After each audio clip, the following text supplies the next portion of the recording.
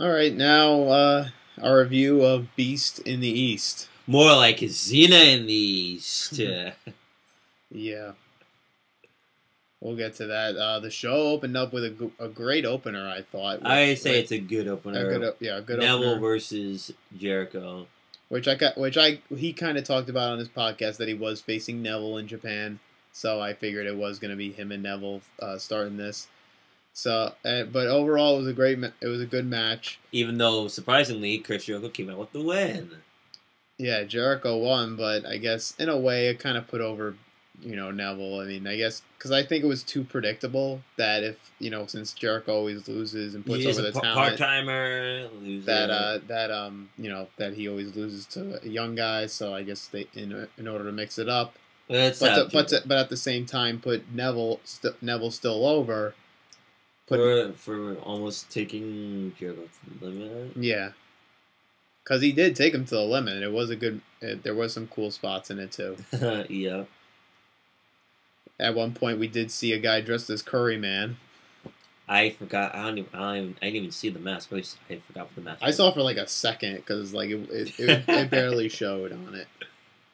Wait, what nationality is Curry Man? Japanese. Oh, okay. No, but it's supposed to be Japanese, but Christopher Daniels was playing Curry Man the whole time. Oh, actually, Christopher Daniels was actually there, but in disguise with that Curry Man mask. That would have been funny. Just see Daniels there. Unless, he took. Wait, who's that person wearing that mask? Oh, it's Christopher Daniels, and he's attacking Adrian Neville, like. Ring of Honor, duty of Clash. It's an ROH invasion. Not unless AJ Styles and just the whole Bullet Club comes, then it's a Ring of Honor or New Japan Pro Wrestling invasion. Yeah, that would have been a good stay right there. So then we start up next with the Triple Threat Divas match. For the Divas title. Nikki, Tamina, and Paige, which we thought Paige would win. No, I didn't think the Divas title was. And we got the same exact spot we see for the third or fourth time ever since Money in the Bank 2013. Oh, Tamina's got it. Paige on the suplex, or the other way around. Nikki Bella has Paige in the suplex, and Tamina from underneath. Whoop! Powerbomb suplex. Yeah, the suplex powerbomb spot for a seen it before. WWE really likes to redo those great spots that we only need to see once. Yeah, we do. Or at least once in a while, just like not every triple threat. Yeah, we've only seen with the ring breaking. We've only seen that twice, if I'm correct. Yes. So that's fine. If we do it again, it just wouldn't seem right because even Big Show like begged them when they were gonna when they did the Mark Henry Big Show ring collapse at Vengeance. Big Show begged them not to do that again. What? He even said it on Jericho's podcast. They were like, "Oh, we're gonna have the ring." He's like, "No, we did that before. It was a great thing. Don't do this again." Yeah, well, the ring break this time because that's 800 or 700 pounds right there, but yeah. But it went along with it anyway. Yeah. Nikki retained, and we didn't care about the rest. Yeah, just wait till on Raw or SmackDown, Nikki comes out, cuts a promo. Oh wait, today is, if I'm correct, or at least a few days ago, Nikki Bella became the second longest ring Divas champion, and when she surpasses AJ, cutting a promo on Raw, no one's really gonna care because you're just wrestling. There's not really much the promos aren't really that good. There's some backstage. Wait, Nikki Bella has the Bellas have the backstage segments and the mic skills or the mic segments that AJ Neville and Sheamus don't have. Really, that's women can be more social than guys, so that's one thing right there. But it's there's no interest, there's no spark or appeal. No. At one point, their face and Breeze concern about Daniel Bryan, and then the next night, they're back to heel. Wait, that actually happened? It was a face. It was between face and heel again. No, because like they had the rival, like they took Paige out because she was filming a movie with The Miz.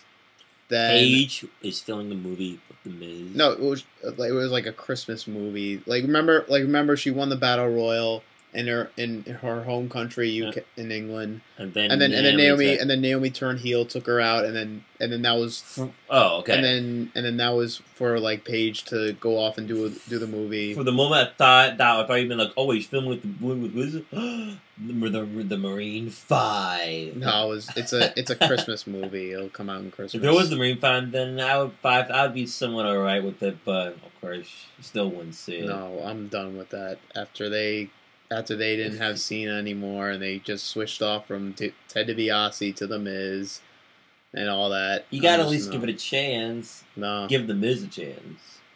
No, not even. No. Sorry. But this isn't him wrestling, though. This is his acting ability, which I'm sure is much better. Which I'm sure surpasses his wrestling ability. I don't care about the WWE movies nowadays. Neither do I, because usually it's rated R stuff, and seemed kind of corny, not really that original. Yeah. But that could have been a great thing, but no, it was. Then it just wasn't. So then what? Yeah, then Brock Lesnar versus surprisingly Kofi Kingston. Well, I've known it.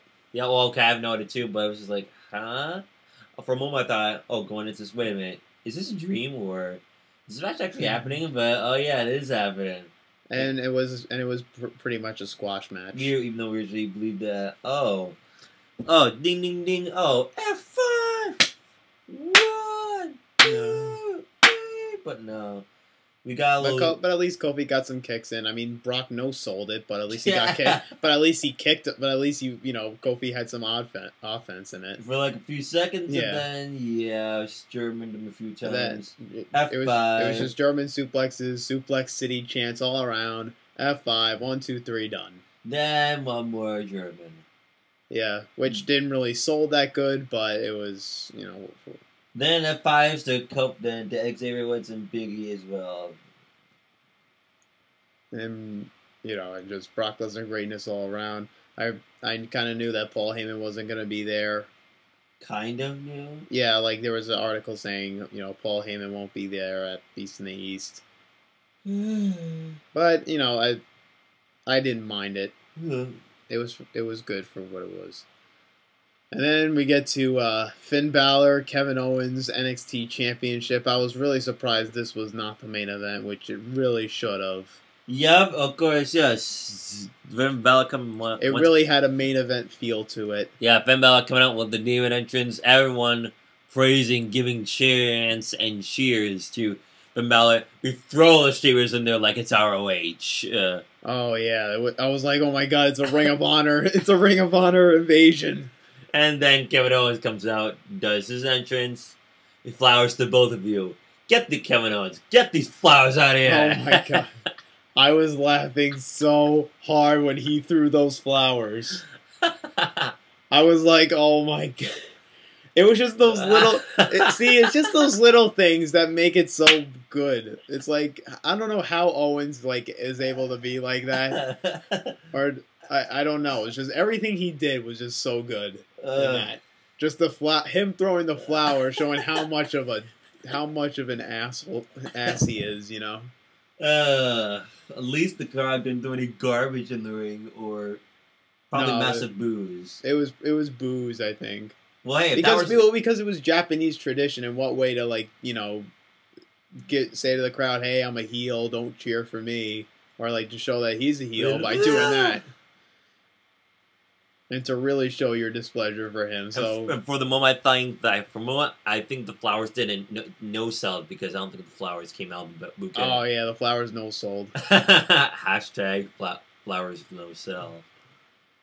No flowers for sale. No. Yeah, and Owen and the match itself was obviously really great too. I'm surprised that Hold on, gotta take out chicken. 2 coup de grace later, and we get a new NXT champion, which I already knew. Yeah, by a few memes. But actually, if you notice too, Owens didn't use his Powerbomb. yeah, Which I believe he was going to do. and Balor kicking out, which I thought was a smart move.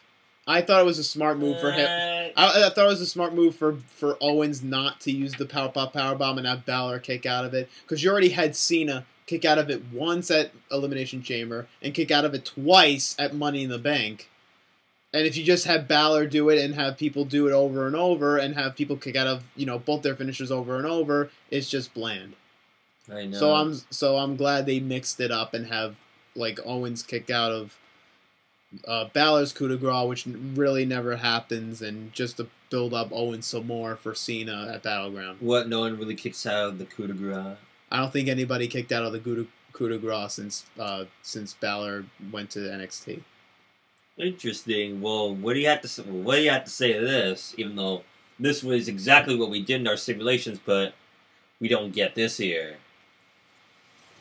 What? Remember when wrestling? Remember when finishing moves worked first time? Pepperidge Farm remembers. Yeah. Yeah, we don't see any one finishes anymore. No. Well, do we need it? Do we need it to come back during certain matches? Sure. Well, Brock Lesnar, that Beast of the East is one example, but for John Cena, yeah, it's never gonna happen. Nah. Unless it's a jobber. It's just people. Yeah. Unless it's someone like Zack Ryder who when he did the U.S. title at the challenge, I believe he only had one AA and that was it for Zack Ryder. That really is sad. Well, only power character, not power characters, power rest power. Because then it really means nothing to get the AA and really think that it's going to be over. Yeah. If Zack Ryder kicked out. Yeah, rarely anyone kicked out of Goldberg's spear or the jackhammer. That was just it right there. Yeah. Apparently in today's world wrestling, everyone kicks out of everything the first time. Mm. But Balor winning the NXT title, which we figured it should happen, so it did happen. Wait. What did Finn Balor do after the first coup de grace? I forgot. I believe he pinned him and then he kicked out. Didn't it take 3 coup de grace to beat I'm sure it was Kevin 2. Owens? I believe it was 2. No, because I think Owens kicked out of the second one. We'll have to check. Well, you'll have to. Yeah, we'll have to check. I'll rewatch that definitely to see. But I believe it was 2. It was 3 coup de grace to put him away. I'll say it was 2. But if that match qualifies for match of the year at the Slam Base at the end of the year, then I believe that match comes in second place. Probably. I'm still holding on to the main event of the Royal Rumble this year as number 1. Yeah. But you say Elimination Chamber? Probably, yeah. Oh. Alright. But then anyways, after the match, like Balor extended his hand to shake, and then Kevin Owens just said, "Screw you." He teased it. Yeah, he screwed it. He teased it for a second and was like, "Nah, screw you. Screw you," and then he walked away, which I thought should have happened. You want to still have Owens as a heel first seen at Battleground. And then, which really disappointed me, the main event, which I really thought Owens and Balor should have been the main event, but no, we get Barrett and Kane versus Ziggler and John Cena. Now, I understand this is a WWE live event and not an NXT, but that is your main event, a tag match between Kane, Barrett, Ziggler, and Cena. You couldn't have anything else. Plus, Owens and Balor was much more hyped than anything else in that entire show, except also for Brock Lesnar being there and wrestling. But I didn't even bother watching the whole match. I just watched a few moments. I even watched just the closing moments of the match, because I pretty much knew how it was going to end. Obviously, super kick from Ziggler to Barrett, AA from Cena to Barrett, and then 1, 2, 3, done. So, what a disappointing way to end that show. Wait, what'd you say about the main event? I said, what a disappointing way to end that show.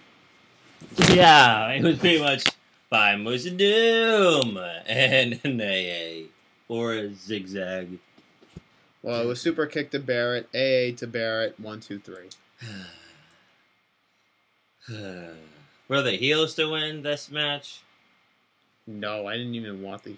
We pretty much knew that Cena and Ziggler were gonna win that. When tag Cena's match. in a match, you know who's gonna win. But when it's Ziggler, you don't know. Yeah.